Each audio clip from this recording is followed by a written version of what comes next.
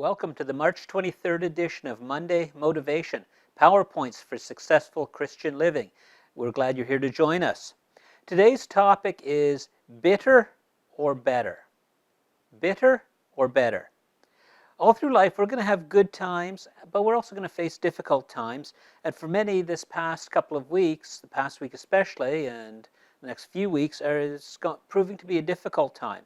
For some, it's a shortage of work, financial issues, with the lockdown and the schools closed, kids at home, just adjusting to homeschooling. Many parents are having a challenging time with that. Going out to shop, some people find that very stressful, just with the mad panic and with the risk of touching things in the store. People find that difficult. The social aspect, many people are missing their time with their friends that you would normally have together, say out at a restaurant or at church. So the social aspect, it's a stressful time for many people. And we've talked about how to handle that in some of our past webcasts. Go back, take a look if you need to look at some different ways to deal with it. The point that I want to make today is when we go through stressful times, it's going to make us bitter or better. For some people, they're going to turn bitter. They're going to say, they're going to grumble, they're going to say, oh, the world is a terrible place. They're going to blame China for not acting sooner. They're going to blame the government. They're going to blame people. They're going to always looking for somebody to blame, always looking for the negative, always looking for the terrible, for the bad. The media fuels that. And they just become more and more bitter and bitter and bitter. And it eats away at you. So that's one option. The other option is to become better. Some people become bitter, but we don't want to go that way. We want to become better. How do we do that? Well, we're going to adapt to this new lifestyle, to this new circumstances that we're under for the next few weeks. We're going to become more resilient. We're going to learn how to, okay, you can't go there? Well, let's do it this way. Churches are adapting. They're doing their online services now instead of meeting in person. Businesses are adapting and doing more online sales. So the people that are surviving and thriving are adapting to the circumstances that we live under. We talked about the example of riding the wave versus fighting it. That's in one of our past webcasts.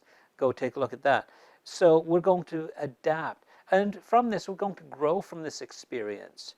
We might change the way we handle our finances so that our finances can better handle it. We're going to change the way that we interact with our family because we're going to grow from the experience of being with our family for such an extended period of time when it's not a vacation but locked in the house.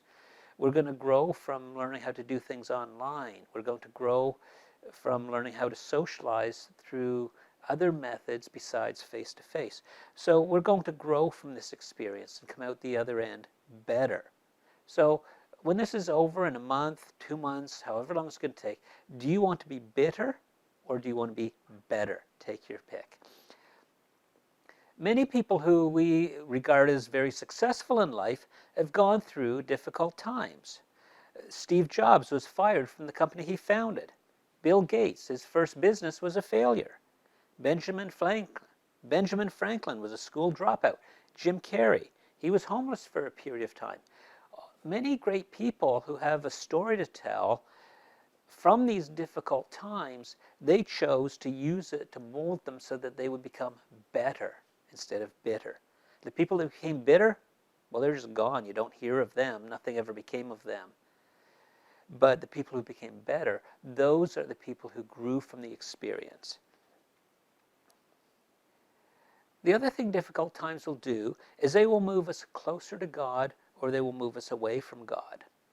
Some people choose to take everything that's bad in the world as a result of the sin in the world and blame God for it and think that God is some heavenly Santa Claus that should make everything perfect. But that's not the case.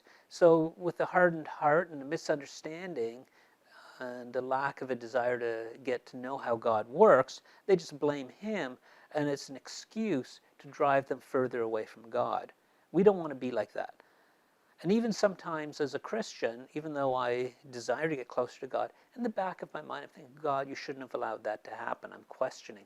But then when I see myself doing that, I have to say, no, God, I'm not you. I don't understand everything that happens, but I'm going to trust you rather than blame you. So we don't want to blame God because that drives us away from him.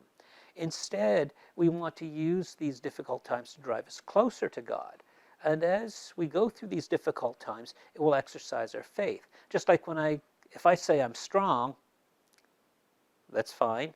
But until I actually go to the gym and do some workout with my weights, it's just talk. I actually have to go do something and develop that strength.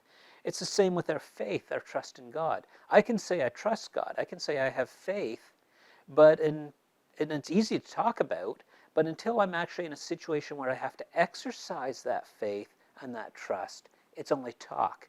But it's through the exercising of the faith and the trust that those aspects grow, that those traits in me grow. So God will use these times, these difficult times, to build our faith and our trust, to exercise it. Just like I go to the gym to exercise my muscles, God uses these times to exercise faith and trust. And when we know that we're his children and that he always has our best interests at heart, we can, at the end of the day, know that even though it is a difficult time, he has our backs. He will not let us go through and come out a failure. But again, we're going to be better because it is being exercised. I think of one time when we were going through some financial difficulties, especially with regards to our business.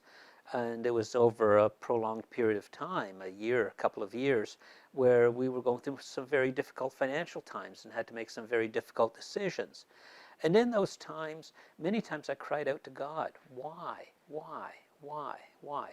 Some of it was under our control, things we could have done differently, but much of it was circumstances beyond our control that were affecting us and having a huge impact on us. And in those times of crying out to God, saying, why? One time I remember being in prayer saying, Lord, let's get through this. But God so clearly said, I'm more concerned about your character than your comfort. I'm more concerned about your character than your comfort. So it helped me to realize that we were going through this process. God could have easily taken it away from us, but we were going through this process so that God could develop our character. And often in these difficult times, like what we're going through right now, God will use this to develop us, to grow us into what he wants us to be. Also during that time, I remember saying, God, why is it that we learn through the difficult times? Why can't we learn during the good times? But our human nature is such that it's these difficult times that help us to grow. Just like going to the gym, and if I work out with 5-pound weights, what's that going to do with my muscles? But if I work out with the heavier weights, it's more difficult, but that's what develops that muscle. Same with these difficult times. That is what develops our faith. That is what develops our trust in God and helps us to learn more about him and drives us to him. So is this time going to drive you away from God, or is it going to drive you closer to God? The decision is yours. Even in the Bible, Joseph, he was sold and then put into prison, but he eventually became the prime minister of Egypt. That time of trial and testing, I'm sure many times he said, God, why?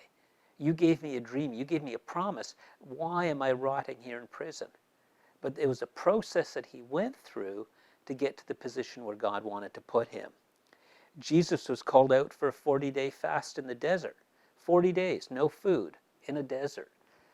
But that was his time of trial and development where God was developing him. Moses, he was put into exile. And I'm sure he was saying, God, why? That was his time of preparation for what God had for him. So you can use this time to be bitter, to drive you away, or you can use this time to be better, to grow closer to God, to allow him to develop you into what he wants you to be for what's coming next, for what's ahead. My challenge to you, you want to be not bitter, you want to be better. Use this time accordingly.